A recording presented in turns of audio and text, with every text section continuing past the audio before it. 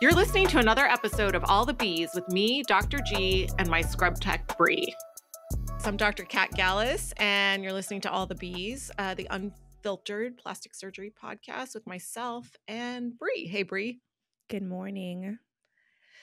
Good morning to you. So today we're talking about breast implant complications, the one that's known as capsular contracture, which hopefully you never have to learn what that is. But if you do, it happens about 1 in 6 to 1 in 10 cases of breast augmentation. And it happens when you have a breast implant in place and your capsule that normally forms and is thin and filmy starts to contract and get thickened and hard and can distort the implant. We're going to cover that in a sec. First, we want to discuss whatever's new with celebrities. Speaking of topical is Lindsay Lohan, because we've talked about her on the podcast already, about her new look and how her face looks amazing at 38 or 40 and whether or not she had a facelift. And apparently she's saying no. Okay. So Please. I woke up this morning. The first thing that popped up was a Lindsay Lohan saying she attributes her new younger appearance to chia seeds and lemon water. And I was like, this bitch did not. Okay.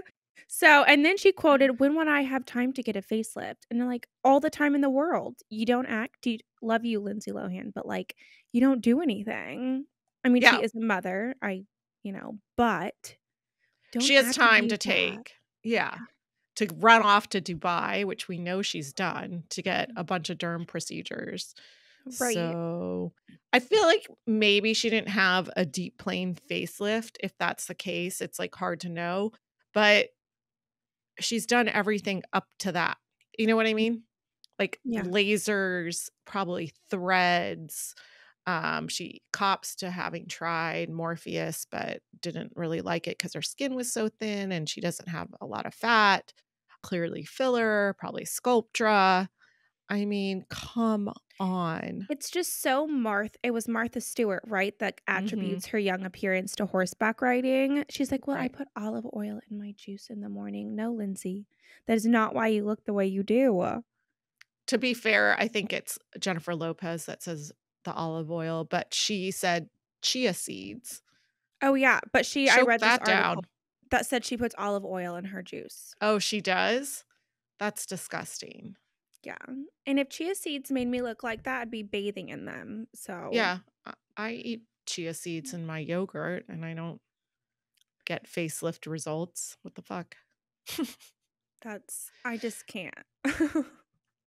It's just disingenuous to say that it's her healthy living, which I know is part of it. Like she's definitely cleaned up her act and is doing better, is probably sober and drinking lots of water, but come on. Yeah, there's no way that's just lemon water. Yeah, absolutely not. Absolutely not. She's like a whole new person. It's like Kris Jenner saying she didn't get a facelift. Nah. She's I think Steve Levine's already copped to that facelift. Although in true dissident fashion, my sister thinks she looks awful, is not impressed by Kris Jenner's facelift, thinks she looks like Michael Jackson or a man, or I think it's because in one of the clips, she's wearing that oversized blazer. I'm like, she hates her hair. I was like, wow, okay. Gotta have her come on the podcast. I can totally envision the way your sister's saying that too. Right. Her sister's like her twin. It's really funny when they're both in the office and they both like roll their eyes the same exact way. I can go on a whole tangent. Yeah. So anyway, yeah, not impressed with that facelift. I think Steve Levine's probably crying inside. I thought it was good. I thought it really looked younger. I thought she had a lot of filters in place, which, to be fair, so does Lindsay Lohan, but right. Okay, well, speaking of updates that have nothing to do with facelifts, how about the Taylor Swift subpoena for the Blake Lively lawsuit? I'd be so pissed. They've already rescinded the subpoena. They said, just kidding, we don't actually want to do that. But I guess according to them, they were just concerned because Blake Lively was already texting Swift to publicly side with her.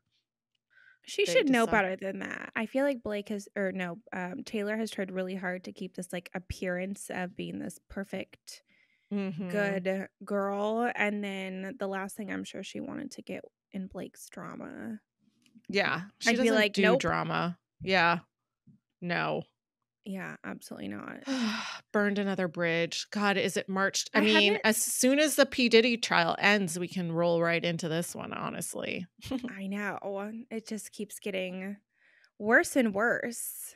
Okay. All right. That's a quick update in case anyone's following, because I feel like that's their goal, is to keep it front of the news until their trial starts in March of 2026. Right. Am I right? Otherwise, people are going to forget about them and their movie. I guess at the end of this article, it says that the movie made an ton of money. Like, it made quite a bit of money in the end, even though it was Really? a sucky movie. Yeah, it definitely made a profit. So it is working out for them. Of course, they're going to blow all that profit on lawyers for these stupid suits. But I feel like it maybe cost $50 million to make and made $250 million or something. Like, it did well. I'm so surprised. Here, It Ends With Us was a box office hit, according to whom, $351 million worldwide, despite a $25 million budget, none of which was spent on Blake Lively's outfits during the shoot. Absolutely not. Those were thrifted. Those were terrible. And they like said, didn't she like triple her budget for outfits and she still looks like that? Yeah. I just think that I feel like this movie maybe got popular after the lawsuit. Yes, that's what I'm saying. This not all before. Because I didn't definitely. even know anything about this movie, which is kind of sad because for the message it's supposed to be portraying something so like close to a lot of people's hearts. I didn't even know it was about domestic violence until way after the fact. Yeah. It was about Blake's hair care. And flowers. And bad outfit choices. Oh Okay, my God. Okay, well, let's talk about someone we have positive things to say. Brad Pitt got a buzz cut while out in LA and looks I haven't heard a lot about Brad Pitt. Definitely good with the buzz cut. Men, if you're listening, cut your hair. A shockingly short buzzed haircut spotted behind the wheel. I think he looks great. He doesn't look like I don't know. Is he dating anyone? I don't know, actually. I think he's been laying low lately. I feel like he got the face. He had time for a facelift. I'm just gonna throw that out there, and did fine. You can see there's that little patch of like non-hair bearing skin in front of his ear, which is weird. Yeah, he looks awesome. Props. He looks good, just like Ben Affleck in The Accountant too. Slay. Slay. Yeah, and he's 63. He looks like honestly amazing. He does. He takes it's the lemon water and chia seeds. Oh, right. I bet he also rides horses. I feel like he's like just like Ben Affleck. I don't know that Brad Pitt. If somebody wants to call in and let us know or comment, I feel like he might be a smoker. I know Ben Affleck smokes. What's her face smokes. Jennifer Aniston's a smoker. Like a lot of these, a lot of these people shockingly are. She doesn't believe in Botox either, right? No, I think she does. Oh, okay. But yeah, they're all like, have to go get their oxygen facial so that they can counteract the chain smoking. I always love all these people that are like anti-Botox, anti-filler, anti-anything, but then they do have all these other gross habits. And it's like, just get the Botox. Right. Yeah. Put the cigarette down. Yeah. Get the Botox. And then, speaking of somebody who cops to plastic surgery all the time, Kim Kardashian fans are convinced she could be eyeing political career at the White House, all caps, after an inspiring post. I mean, it honestly, at this point, anybody can be president. So yeah, go for it, girly. The new attorney at the White House. She could do anything. The new press Do we all get free Skims if she becomes president? Oh my God, that would be USA. Nothing says USA like Skims. She also already has the Olympic collection ready to go. So Right. Let's do it. So where is she wanting to be in the White House? I don't know. First of all, just like everything else, it gets twisted. In the comments section, they think graduation from law school is a step. Okay, she did not graduate from law school, for full stop. She I didn't know that. graduated from a law program, and which is basically following a lawyer around until you meet the requirements to take the bar, I guess. But there's no, like, I love how they keep saying graduation from law school. She did not graduate from a named accredited law school. Yeah, If so I I could think follow around, I'm see, gonna follow she you around, and then and I'm gonna become be a a plastic surgeon. surgeon. Yeah. Chose a rigorous program registered with the California State Bar, building on 75 college credits to complete a 4-year curriculum that stretched to 6. I just didn't even know that was a thing. I I feel really like, thought you had to go to law school. All these people paying all this money to go to law school, and you can just shadow someone. I don't know, only if you're Kim Kardashian and you have 6 years to chip away at it. I'll just become a I mean, lawyer. she works, believe me, I get it. She's pretty busy, but I don't Yeah. think she wants, I don't Is think she that wants really to what go to she the White. wants to do? I doubt it. I don't I don't think they understand. can film in the White House. I mean, maybe we need to bring a reality TV show to the White House. That might be the way to do it. Now that would be gold. If anybody's listening and that can make that happen. Yeah, see, it's called Reading the Law, a 4-year law office study program. And then she still needs to pass the bar exam, which, if you're going to pick states where it's freaking hard to pass the bar, this is it. California is like incredibly difficult. And so She hasn't is, even passed the bar. no, she can't even, she's just now qualified to take it. So You know good what? luck, sweetie. You do you, Kim K. You are fabulous. And you have Skims, so it's fine. Yeah, you have something to fall back on, so that works. I'll Anyway, be invested in this journey through the bar exam. I mean, it's taken her 6 years to get this far, so At she's least got she's, pacing herself. at least she's doing something besides just like living off the money she's made. Like she's starting businesses doing law or watching law. Yeah, I don't think she strikes me on the little bit I've seen of her on her reality show as like someone who doesn't chill ever, right? I mean, No. she's always going. It's like she watched all the seasons of Suits and then all of a sudden was like, I'm going to be a lawyer. Because I kind of thought that for a second too after the season 2. I was like, I'm going to go to law school. So you can wear cute clothes. That's all I did on watching that show. I just want to look like Donna and like have little pencil skirts and like cute dresses. And I also want to be in a high rise and I want to like come down. It has to be a high rise. Otherwise, I don't want it. So you can't be a lawyer in San Diego because I feel like there's okay. Only New York City or Chicago or wherever it was based. Big and it glass just has to be buildings. A bunch of hot lawyers. Not that Just I would FYI, look. I believe it was filmed in Toronto, but you know what? I just went to Canada and it was amazing. So I could go to Canada. Okay. Yeah. Just winter in San Diego, maybe. Oh, yeah. I can only go to Canada for a couple months, though, to fulfill my law dreams. Yeah. To just walk around the glass building. And get lunches and dinners. Yeah. Oh, my God. I mean, it sounds good. I love that. I love that, too. All right. Let's move on to CapCon. So CapCon is short for Capsular Contracture, which is when the capsule around your breast implant starts to thicken or harden.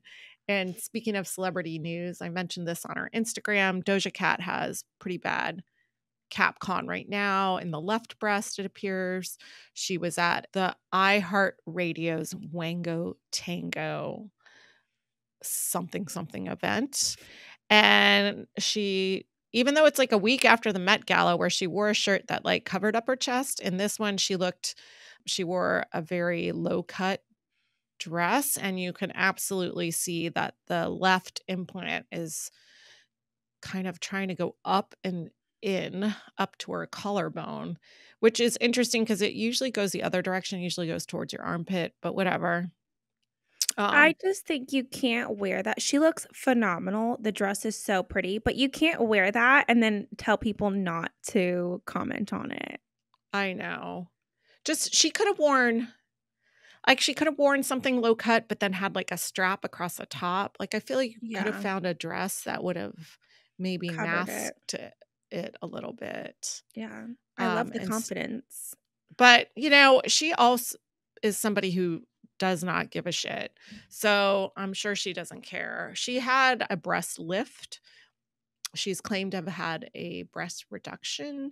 But anyway, with the breast lift, she has that vertical scar. And I always point out, like, I saw her in concert. She had a white shirt on. She got all sweaty, and you could see through right to her breast scars. And I was like, oh, okay. Yeah.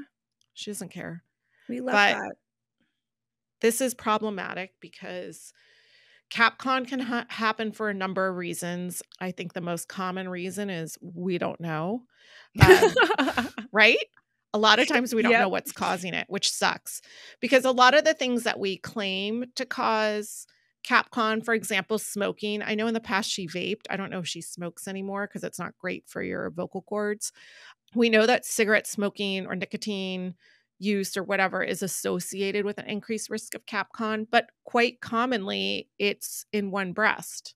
So why isn't it not affecting both breasts if you're smoking? So whatever. So that's one reason that you can easily deal with if you have CapCon. Another common reason, which is probably your best scenario, is implant rupture. So maybe that's what's going on. If she has an implant rupture, that silicone exposure, the capsule breaking down or gel bleed, all of that can cause inflammation. And then that gives you capsular contracture. That's usually the best scenario because you're going in there and you're solving the problem. You're getting rid of the ruptured implant, putting a new implant in, dealing with the capsule, and then your odds of like having recurrent CapCon are lower than if you're like, I don't know why I have CapCon. Like, what are we doing differently? It's kind of a bummer. Right. So is that the like only option, like starting from least invasive? We can go on meds, but does that actually help? The meds sometimes slow things down or help a little bit, especially if you catch it early.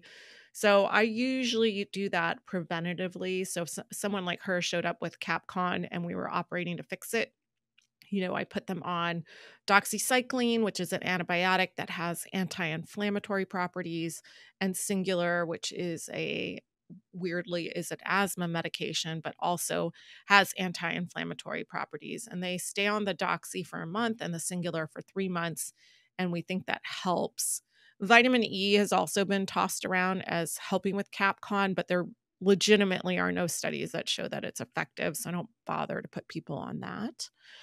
Yeah, if she showed up like this, I would not think Singular and Doxy is going to change anything there. That's too far gone. It's really like So essentially there's like distorted. no warning signs to if you know if a patient's going to get CapCon. No. So there are some things that we think make a difference, but haven't been proven. So there was a thought that being submuscular reduced your risk for CapCon versus under the breast tissue. Using a textured implant may or may not reduce your risk of CapCon, but nobody has textured implants anymore. And then not going in through the areola when you put the implant is supposed to reduce the risk of CapCon, but plenty of people had periareolar incisions and do just fine. So that leads to the theory that it's a biofilm, that it's not an infection, but there's, residual bacteria or biofilm on the implant, and that is causing the inflammation. In which case, there's things we do when we put the implant in to reduce that. All of those things, right? Oh, yeah. We change all our gloves 5,000 times. We use a color funnel so that you never actually touch the implant. We wash out the pocket really good. Stay clean. She puts in her suture beforehand so she's not there messing around by the implant. All the good Yeah. stuff. Yeah. And your favorite thing is big little pop, right? Oh, That's yeah. another. I prepare the implant. So it's this really, really loud pop, so we don't take the full cover. So when the circulator hands me the implant, instead of peeling off the top so all those like contaminants or whatever is in the air gets in, we just make a small little pop, which is incredibly loud, and it scares everyone every single time I do it. And then we just clean it a little bit, let it simmer. Right. We add a little bit of betadine solution. The implant comes sterile, but it's in like a little container with a wrap on top. And so we make a hole in that, put the betadine solution in there, let it marinate. And then when it's time to open the implant container, if you will, we do that slowly. And since it's already broken the seal, it doesn't suck whatever particles are in the air into that. So yeah, that's super important. And Bria's learned to warn us before she makes that pop. I So we don't do. I just hit like the to make deck. sure everyone's awake. It's how anesthesia knows we're almost done when we get to the second pop. Yeah, I think he likes it. He's like, oh, we're about to close. So yeah, so all of those things are an effort to decrease any contamination. Oh, we also put Tegaderm, so little occlusive dressings over the nipples at the start of the case after we've prepped and draped the patient. So everything we do is to reduce any level of contamination at the time of insertion. Now, does everybody do this? No. I mean, You should. well, the most egregious, well, no, I'm not going to say that. I was going to say the most egregious thing I've heard of is reusing the Keller funnel, but That's crazy to me. not the most egregious thing. So some people will take that stupid funnel that's like $125-ish per whatever. So we use it to put the implant in. It's like, I always tell the patients, a really expensive pastry bag, like the kind you use to frost something. Like if you got a Ziploc and then you cut the hole out the bottom. Yes. And then you have some weird coating on the inside that gets activated with water so that the implant slides through and into the pocket and nobody's touching it. So some people don't use the funnel at all. They just shove the implant in there with their little fingers. It's just, I've worked for surgeons before that do that. And not only does it take such a forever. long time to get that implant in that little hole, it's a pain in the ass. I mean, I don't understand it. You're all touching the implant. Yeah, you're touching. I mean, you have new clean gloves on, but the implant is touching the outside for ones skin. that don't change their gloves. Oh, that's right. Some people are just cheap, man. Yeah, they just wild west over here. Just shove it in. Yeah. So that's why I think the CapCon rate that's quoted in the literature is high, because everyone's approaching it from different levels of anal retentiveness, I think. Right? So some people are like, I'm not going to change my gloves. I'm just going to jam this implant in through the incision. We change the gloves, like you said, 5,000 times. I use a Keller funnel to put it in. Then some people are like, oh, I use a Keller funnel, but then they fail to mention that they use it, they rinse it out, and then they sterilize it and then use it again, which is, I think, defeats the purpose, but whatever. People do that with a lot of things, and I'm so surprised. Mm-hmm. And I'm like, that's so gross. It's just cheap. Like, it's $125. Just whatever. And I feel like I'm very I order everything in this office, and I feel like there are some things where she's like, I need another stapler, and I'm like, no, you don't get one. But if it has to do with like patient safety or improved results, then we don't skimp on that ever. If it's for my convenience, suck it. Oh, is that easy for you? Oh, no, forget it. So, all right. So those are all the things we do intraoperatively to decrease the risk of CapCon. But like I said, not everybody does that. So I've seen people not rinse the pocket out with we use dilute betadine. Some people use triple antibiotic irrigation. Some people use the pool water, AKA phase 1, which is like a hypochlorous acid solution, which is why it smells like the pool. Those are all chlorine. Those are all options. I think you just have to use something. But again, I've been places where they're like, oh, wait, what? You want dilute betadine and triple antibiotic irrigation? Oh, Dr. So-and-so never does that. I'm like, okay, well, he's not doing this case. So can you go grab that stuff? Yeah. That's why I like having my own OR so that we know what we're getting, honestly. Those are some risk factors. We know that if you have bleeding afterwards, that can cause CapCon. It's also pretty rare. And then some sort of infection.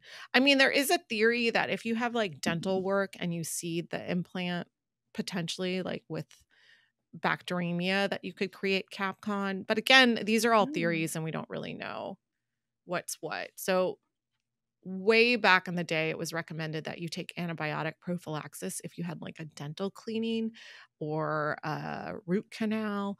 But now most people don't do that. There's just an overprescription of antibiotics in general. So I think we try to avoid it. But if you get them, finish them. That's right. Don't just take 2 days worth and move on. All right. So if somebody gets CapCon, are they like, what's the rate that they're going to get it the second time? So again, I tell people I don't know. It's higher than if you never had it. It's better, like I said, if the implant is ruptured, because then we have a valid reason for the CapCon and we can assume it's not some weird biofilm juju that we can't maybe get rid of. So I think those people have a better chance as long as the silicone hasn't spread everywhere. Like you have a better chance of getting that out, cleaning up either the pocket or making a new pocket and then putting a new implant in. I think people run into trouble. I treated a friend of mine who no longer has her implants in, but I think she had implants placed, had a postoperative bleed, had that dealt with, then got CapCon, then had them exchanged, got CapCon again, then had somebody deal with her capsule, but then put the same implant back in. So that never works. So then I made a neo pocket and then put an implant in, and she did great for a really long time. And then she got super sick and the implant ended up infected. It was wild. Like Oh, really? it seeded the implant. Then they had to take them out. So yeah, not great if you go down that pathway. So who knows what's going on with Doja Cat? Like maybe it's ruptured, but if it's a chronic problem, it'll be hard to take it out and get a new implant. One of the other things you can do if you have somebody with chronic CapCon, again, it's expensive, which probably isn't Doja Cat's problem, and not proven in the literature, is to wrap the implant when you put it back in. So you get all the capsule out, you get the old implant out, and you put the implant back in, and then you either wrap it or anteriorly cover it with Alloderm or an ADM or a mesh. And that's thought to kind of interrupt the process and keep it from giving you recurrent CapCon. And I have done that once for a patient. She had, I can't remember if she had CapCon to start. I think she did. And then I changed her implants out and she looked great. And she's like, well, this one's a little lower. So I took her back and raised it. Then she got CapCon. Ugh, that sucks. So then I took her back, and what I ended up doing was using, instead of human ADM, which is a cellular dermal matrix, so like someone's dermis is just processed, it's like cadaver skin, for lack of a better word. You can use something called Stratus, which is a little bit cheaper option, and it is pig skin dermis. And then, so you put that in as a kind of interrupter, and the best place to put it is between the implant and anteriorly where the nipple sits. And a lot of times, if you're looking when we're taking out implants and ones that are encapsulated, I think we did this last week when that patient had the like capsules from old saline implants, the thickest amount of scar is kind of around where the nipples is, where it's sitting on top of things. So if you can kind of disrupt that, that can help. And she did fine afterwards for the millionth surgery. But do you like using Alloderm? I don't think I've ever seen you use it. All I know is every time you go and you go, oh, it's fucking Alloderm in there. Oh, yeah. Yeah. So it was more common before we had mesh. And it's thick. It gets incorporated, but it's definitely not your own tissue. And it doesn't get replaced per se. It's more of a scaffolding that sits there and then you can just see it. And we did just take it out of somebody but she was a recon patient. So it's commonly used in breast reconstruction patients to cover now they they make a ravioli out of that stuff, put the implant in there, and then put the implant into the pocket, Oh, which is interesting. So that's called prepectoral breast reconstruction, and that's kind of how it's done now. If you just put the implant in there under the mastectomy skin flap, it won't have enough support. And, we're seeing a lot of malposition and maybe some capcon with that, but better than if you didn't use it. That's not my lane anymore. I just know that that's kind of what's trending. So it's super expensive to use a full wrap of Alloderm. So people started using the mesh stuff, which I use a lot. So either Durazorb or Tiger Mesh or Galaflex. It's still expensive, but not as bad as human tissue in terms of mesh. And it breaks down over time because it's made of suture-like material. And so your body breaks it down, replaces it with its own collagen. And that can sometimes help counteract Capcon. We So love that. I Now, think for go ahead. Doja Cat, depending on where that implant is, you probably either have to do a full capsulectomy, which is get all the capsule out, just kind of, painful. Put a new implant in, and then usually you have to close the space down with some mesh. Or we do something called a neo pocket where you just get on top of the capsule, like you get the implant out and then you push the capsule down so the whole space is shut off, and then you put the implant in on top of that. So those are your two options for creating a new pocket. So would you only do that if the capsule was really like pretty thin? Or can you do that with any thickness? Because I know we've You can taken do out it some with capsules that look a little rough. Yeah. Yeah, I mean, if the capsule is calcified, you can't do that. You can't leave it in there. You'll feel it. It's nasty. So it has to be a relatively, like it can be thickened, but it just needs to be smooth. And sometimes you Okay. can use that to work with you. So you only create the space you need. We've done that before on somebody who had malposition. So there's lots of reasons. I mean, you can have lots of problems with your implant, right? Over time, you can have malposition, you can have capsular contracture. Those are the two common issues. You can have rupture, and then you can just decide you want a size change. Now, You does can all, Capcom happen? Does it always happen right away, or can it like happen over Mm-mm. years, or when does? We used to quote 2% per year, but I think it varies per brand. And again, you're talking these 10-year studies where you have everybody's putting them in, right? So, for example, Sientra only sells to plastic surgeons. Motiva only sells to plastic surgeons. But Mentor and Allergan, the other two makers of implants, you can be an OBGYN in Dallas or a general surgeon in San Diego. And if you're putting implants in, you can, put those implants in. So who knows what those guys are doing in Maybe terms of that's why I technique. have Allergan. Oh, right. Yes. You had that general surgeon, right? Isn't I he who don't did think it? he was. I don't even know what he was. Like maybe a God knows what. But it was cheap. Only had to get him It redone 3 wasn't times. right. And it wasn't Mexico. So your I'm bar is already low. exactly. So yeah, so when you're talking about CapCon rates, you're talking about all comers, and there's so many little factors like that includes everybody and who's putting them in and what technique are they using? What are the patient risk factors? What incision did you use? I mean, I think it's a really hard number to quantify. So most people like just follow their own CapCon rate, which I think in my office is pretty low. We have It's all my cleaning. that's right. So I think that's important to like figure out, how many times are you taking people back for capsular contracture and if there was an issue, which isn't very often. So are there warning signs that people can like look out for to see if they're going to get CapCon? Oh, right. Your original question. Yeah. So a lot of times the implant will start to feel stiff and won't move around as much. I have patients that worry about that in the early stages, like in the first few months. And usually that's just related to stretching. And the other thing is now, when I put an implant in, it's a pretty tight pocket because we don't want malposition. Like I don't want the implant in your armpit. I don't want it out on your side of your chest wall. So I'm not giving it a lot of room to move in. I'm not having you do massage. So it's kind of staying where it needs to stay. that's the reason for that. But then people start freaking out because they're like, it doesn't really move around. So do I have CapCon? No, it's locked in there. It's like a, fingers in the glove, kind of hand in glove, fingers in the glove. What am I talking about?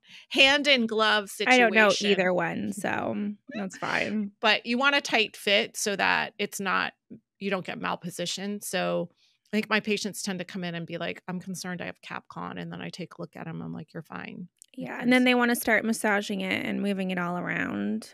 Which is, it's right fine. off the bat. Not right away. Yeah. I mean, at a certain point, you're not going to hurt anything. Would that affect the pocket if you massaged it right off the bat? I think so. Moving it around, right? That's what I would assume. You're stretching things out. So I tell people not to do that. It takes, a few weeks for the capsule to form. So after 4 weeks, sure, I guess you can move it around or massage it. The contracture could happen, right away, very unlikely, or, 10 years later. That's the thing, is we don't know. Yeah. So speaking of CapCon, I know there's a new implant out, Motiva. Dun, dun, dun, dun. Oh, right. So Motiva, people are starting to say that they're quoting a very, very low CapCon rate, like 1%. And the other companies are quoting like high tens, or not high tens, but high single digits and some double digit rate of CapCon. The thing is, with Motiva, you have 5-year data. It's recent, so you're assuming that the people who participated in the study know what they're doing and are doing all the things that we mentioned before with the funnel and the incisions and pocket locations. Those are submuscular implants, okay, for the record. Those are dual plane placement. But people are extrapolating that and saying, okay, well, it has this low 5-year rate of CapCon, so I'm going to put it in the subglandular plane and tell patients that they're not going to have CapCon. And you're like, you can't say that. Like, that's, it's not a magic implant. It's nano-textured, so it's supposed to create a thin capsule based on some studies. But, if you spit in the capsule, it's going to get infected and you're going to get CapCon. Right. So don't tell me it's not, like I said, it's not magic. You still probably need to use a funnel. I think people are pushing to go subfascial or subglandular. We don't know that doesn't impact the CapCon rate because that's not what was studied with the Motiva implant. And like I said, it's not magic. So if somebody had recurrent CapCon, and I might consider trying them with a Motiva implant just to see as one other maneuver. Like I said, you can't make that claim. And the company is not trying to. I just think people then push it as such. They interpret the data how they want. So do you really think Motiva, they are nano-textured? You think that's a whole lot different than the textured implants that got, or for most recalled? Yeah. I mean, the Allergan textured implants that got recalled were they called macro textured. They were more textured than even the ones that are still on the market that no one uses, which is the Mentor version. It was called salt loss texture. So it was pretty big, like a pretty big imprint into the shell of the implant to make that texturing. And that has, not gone well, got recalled for the incidence of ALCL, right? So the breast implant associated lymphoma. Still low risk, but it was a potential risk factor. There have been no cases of ALCL with the Motiva implant. So I think that's probably going to pan out as being okay, like a smooth implant. It's acting like a smooth implant. It's softer and has more integration of the shell with the inner silicone in there. That's like a gummy bear consistency. So one of the thought processes is that it has a less risk of gel bleed, which we hate. When I take out those implants and people are like, I want them out, I'm not doing well. And we get in there and it's not ruptured. It's just sticky. That's what super sticky. Yeah, that's gel bleed. Nobody wants that. Like, I see that more commonly with a certain brand of implants that I'm not going to name. And then somebody mentioned at a conference that even a different brand for the different cohesivity might have more gel bleed, but I haven't seen that substantiated anywhere. So gel bleed's a whole other problem. It definitely can cause CapCon, and it's just in general not great for you. So if you can avoid that with this implant, that might be a reason to use it. The other reason is that because it's cohesive and cohesive with the shell, it has more projection cc per cc than the same implant in a different brand, allegedly. And so what people are finding is that they're getting more oomph for the ergonomic version of this implant, and that you have to factor that in. Yeah, it looks bigger because it's not like it's just sitting, it just has more projection. So I'm, you know how I don't like to jump into things right away and just put a bunch of Motiva implants in and then wait to see what happens. I'm waiting for people to figure out exactly what's the best way of doing it, and making sure that the rate of CapCon stays low. If it's low and there's no gel bleed, then sure, maybe I'll transition to that. It's a more expensive implant. And also the data you're doing now is, like I said, is comparing it to data from 20 years ago where we were doing things differently. So we learned from that, changed things, and now we're testing a new implant. It's not apples to apples. Right. But nobody wants to, like, those are two what we call 2 market studies. So those studies were done so that you could get the implant to market. Like, no one wants to redo that study because it's expensive, right? Right. So no one's going to redo an Allergan CapCon rate study because, like, people are already using the implant, period. Yeah.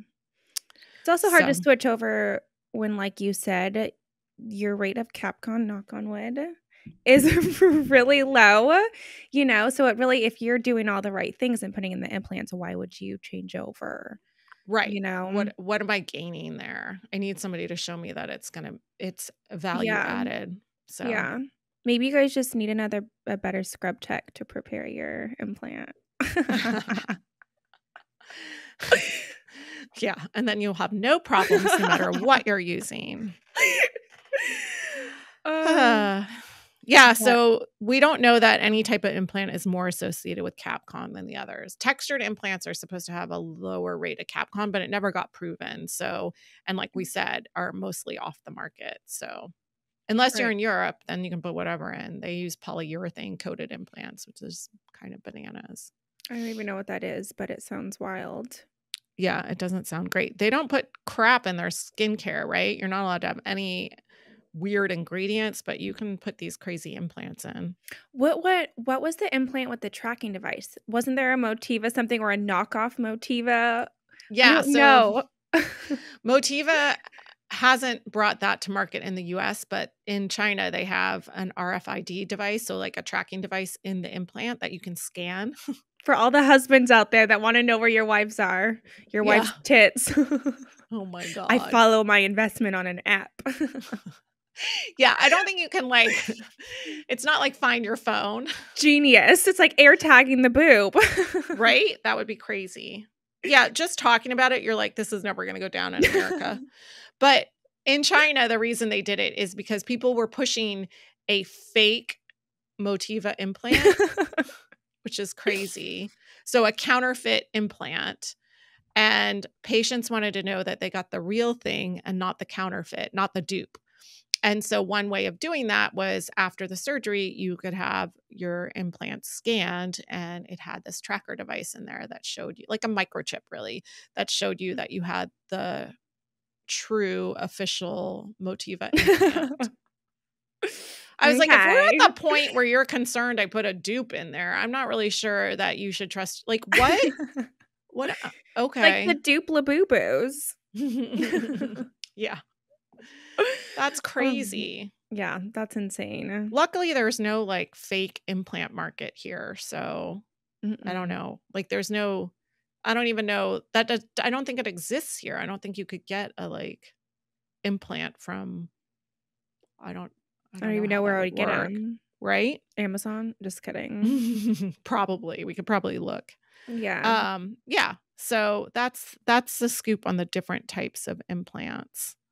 if you have CapCon and it continues to progress, like gets worse and worse, it can become painful. So like if Doja Cat leaves hers alone and it keeps contracting, it can get cold, it can get hard. Usually the dinosaur egg phenomenon is after, 20 years of watching it. Yeah. And those are generally the older implants, right? Oh, yeah. They're like rock solid in a shape that I've never seen before, calcified. They're like popping a boulder out of a small incision. Yeah, they're pretty gnarly, and they have like usually a ruptured like 70s, 80s style implant in there that has like a motor oil consistency for the silicone. So it's would be everywhere. Yeah. Very inflammatory. Yeah, it's a hot mess. So if you leave CapCon alone, it's never going to get better. It does not resolve on its own. Ever. No. Okay. It's just there. Yep. Boo. Bummer. I know. That's why I think my patients are always concerned. Like, am I getting it? And I know, because when I had my implants put in too, I was like, wake up. Am I getting it? Like every little thing for the first few months. And then after a while, I'm like, no, I'm not. I just need to calm down. But it gets in your head. You're like so worried about it. Yeah. My girlfriend and I got ours done together, and she was very concerned about it. And she was like asking to be prescribed singular. She was like doing all these things. And neither of us got it. I wasn't super worried because I didn't have, at that time, a lot of information. I was like, oh, CapCon, whatever. Like, I'm fine. I know. I feel like sometimes informing the patient is like plants things in your head, and then I know. It's almost worse than it is not. Right. Is it ruptured? Is it, am I going to have any of these problems? No, probably not. We just need to let you know. Yeah. So, yeah. So Meghan Trainor had Motiva implants put in, which. Oh. I didn't know yay that. for her. Yeah. Not a huge fan of Meghan Trainor for Mm-mm. no specific reason except that she bugs me. It's just the music. I don't know why she's challenging breast. Like she's such a pick-me. Like, what are you challenging? Experience? She had kids, and then she had a lift with implants, and she acts like she's the first person to ever do that. What's the stereotype with implants? I don't know. Safety? I don't know what her issue is. A taboo topic. Okay. Is it taboo still? I don't think so. Maybe not in Southern California. That's why I'm like, what? No one cares. She became the subject of headlines bashing her decision. Because she was basically doing a commercial for Motiva, but okay. Yeah, I don't. I think she just needed to stay relevant for a hot second. Just get the implants and be like, woo, I got new boobs now. Yeah. She's pro body positivity, and she's so authentic. Like, I don't like, is the implication that other women that have implants aren't? I don't. Just because they don't have Motiva? Or they don't have kids, or they have kids, or I don't know. I mean, I think I do think there's a reputation for women with implants to be like a specific type, but that's a cliche because we see women with implants all day long, and it's everybody. And women who you don't think have implants that have implants. I have so many girlfriends that have the smallest little implants in because they don't want anyone to know, and nobody knows. Right. You don't have to have giant implants. Yeah. You don't have to go. It's whatever you want to do. If you just want to fill out the upper pole, if you want to add a little volume, if you want to fit differently in clothes, all of those things are reasoned. Same reason like you might want a breast reduction. Like again, maybe it's just because we're so in it. I just don't see it as a taboo situation. So I don't feel like she's this master trailblazer. Right. In her defense, she's not attributing her new boobs to chia water. Chia seeds and lemon water. That's good. So she's owning it. Yeah. We'll give you a point for that. Exactly. But you deduct a point after owning it for your taboo stereotyped. Yeah. Those of us with implants are offended. Yeah. I do remember doing an IG live about implants, and someone was like, what do you know? You don't even have them. And I was like, oh, cool. Thanks. That's crazy. You're like, so you're saying I'm natural. Okay. Sounds good. Wow. So anyway, that is the wrap on CapCon. I think we've answered all the questions, right? That most people commonly have about capsular contracture and breast implants. I think the one thing we did skip over is what's the recovery like from the second surgery. Okay. And it's different. It depends. You think the recovery is harder the second time you get it revised? I think it's just different. I think generally speaking, if you have CapCon, I'm having to do something to the capsule, and can be painful. The pressure of expanding the pocket with an implant is gone. So you don't have that like stretch that you have from the original breast augmentation. So in some ways that's less painful. But the second part of me making sure that the new implant is in a good location usually involves mesh and a bunch of internal suturing, and that can be uncomfortable. And I really need you to take it slow for 6 weeks. So we want them to lock in the new position and not have any issues. So even if you feel great, I need you to take it easy for 6 weeks. And sometimes it is a little bit more uncomfortable if there's a malposition or anything that we're correcting at the same time to smooth out in terms of discomfort. But that initial, like when you feel like you got kicked in the chest after the original augmentation, that's way better because you're not on that stretch. Yeah, I can attest to that. I haven't had CapCon, but the first surgery is always the worst. The first is the worst, but you also want to take the second one just as seriously as the first so you don't jack it up. Yeah, don't do that because I did that. Yeah, I mean, so many people have done that. Sutures. Yeah, I know, none of us want to slow down. I know. So if you have questions about capsular contracture, if you're concerned about your implants, please reach out to us. You can like and subscribe below or put your comments in there and let us know what your questions are, and we can address them later if we didn't cover it today. And if you're Ben Affleck or Brad Pitt, you can also slide into the DMs. Right. Tell us your thoughts. We just want to know. So I think it's time to scrub in. And we're scrubbing out. Slay! Nailed it. If you're listening today and have questions, need info about scheduling, financing, reviews, or photos, check out the show notes for links. Restore SD Plastic Surgery is located in La Jolla, California. To learn more about us, go to restoresdplasticsurgery.com or follow us on Instagram at restoresdplasticsurgery. If you enjoyed this episode, please share it and subscribe to All the Bees on YouTube, Apple Podcasts, Spotify, or wherever you like to listen to podcasts.